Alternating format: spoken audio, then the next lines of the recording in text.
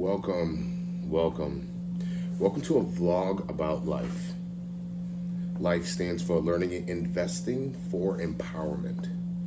So I love that acronym because if you think about it, your life is important.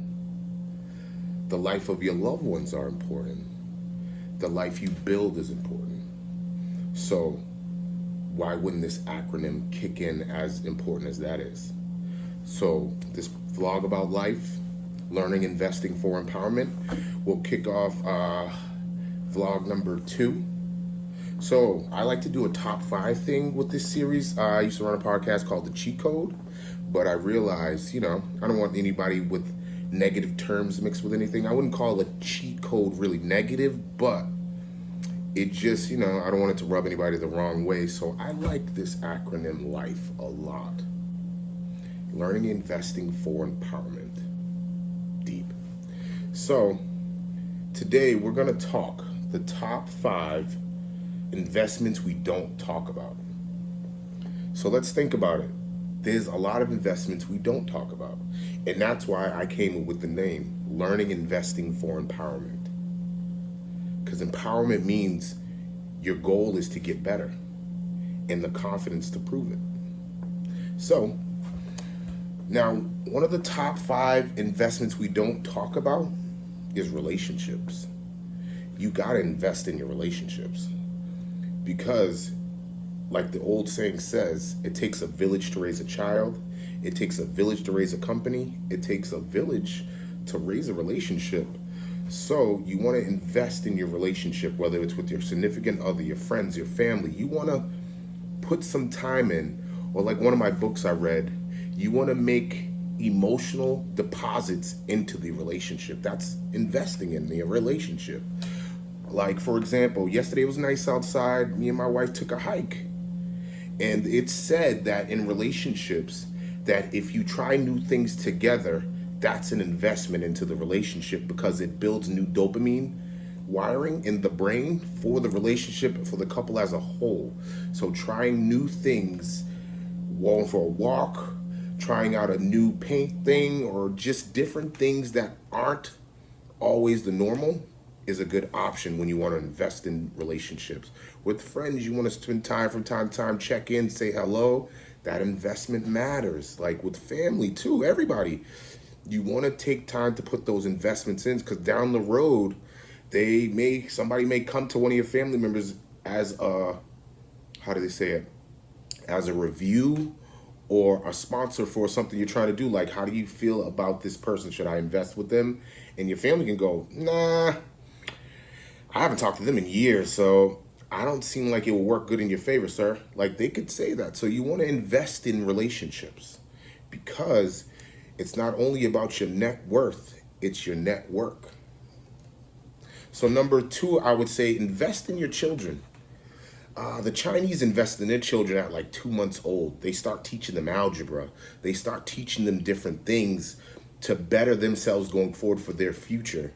You want to start not letting the school dictate how far your son or daughter gets.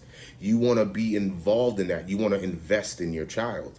You want to make sure their grades are up to par, their relationships with their teachers are good. Or even if they're older children, you want to keep up with them, make sure they're okay. If there's something they need help on, not paid for, helped with, because you want to invest in them learning independence. So it's a lot that goes with investing in your children, a lot of variables, a lot of steps. So you definitely want to kick into that. Invest in your children, number 2. Number 3, invest in yourself.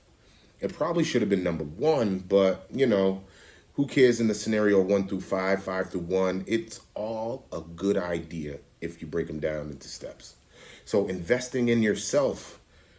I invested in myself when it came to the stock market. I took it upon myself to read, learn, listen, watch, all these different things and experience the markets because I wanted to change my outcome in life earlier in life. My dad passed when he was 45. That's really young. So I take that into consideration. If I was to pass, and I'll be 40 in a few months, so if I was to pass in 5 years and my financially ready to do so. So I take consideration into learning different habits so I can be prepared. God forbid that happens. Or even later on in life, you want to be ready. So you invest in yourself. You invest in knowledge. You invest in life insurance. You invest in so many different things to make sure you and yours are taken care of off of something you decided to do long before anything dangerous could happen. So you definitely want to invest in yourself, to get a mentor, get a coach, get someone that can teach you something you don't know, because that's considered investing in yourself. If you had $10,000 and someone was to ask me, would you rather invest in my company or should I invest in myself? I would say invest in yourself, because that knowledge you bring back to my company may 10x me real quick. So you definitely want to give that type of advice and invest in yourself. So number 4, investing in your goals. So a lot of people say they're investing in their goals, but they've never wrote anything down. They've never matched or tested their progress or tried to actually dreamline. What if you had $500,000 or $500 million? What would you do? If you haven't invested in your goals or written anything down or have a vision board or anything like that, you're not really investing in your goals. You're just telling people these are things you want to do, but it's not actually accurate within your actions. Actions speak louder than words. So if you're investing in your goals, make sure you're investing in your goals in depth. Okay? All right, last but not least, investing in index funds. You're like, well, I like the stock market, so I like to slither in little investment terms and things into every vlog I'm gonna do, because it's one of my favorite things to do. And I don't think a lot of people invest enough in index funds, especially in urban areas, especially in Black culture, especially in cultures where it wasn't exposed early in life from an upper family member or something who was trading with a portfolio. So I like to talk about index funds. So index funds is one of the easiest things you can buy in the market. And that's why I say it's not talked about enough in these areas. So you're literally buying the whole market. The S&P 500 companies, you're buying one shot. So you would think more people will do this. Your bank pays you 0.2%. But this index fund can possibly get you on average per year 8%, 8 to 10 to be exact. So sometimes, hey, it might even hit 20%. But the point is, it's compound interest for your money to be made, not lost. And in the markets, you don't lose money till you sell. So if you keep adding index funds to a portfolio, that's literally no education involved. That's not individually picking stocks. It's literally buying a basket, a batch, and letting it ride out. Because you got to think compound interest over a certain amount of years. I'm 40. If I retire at 65, that's 25 years of compound interest off one index fund. I can get a nice return at that time frame. So a thing a lot of people I don't feel talk about is investing in index funds.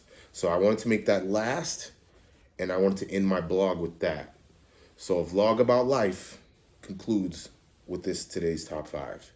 Learning investing for empowerment. Now that's a life.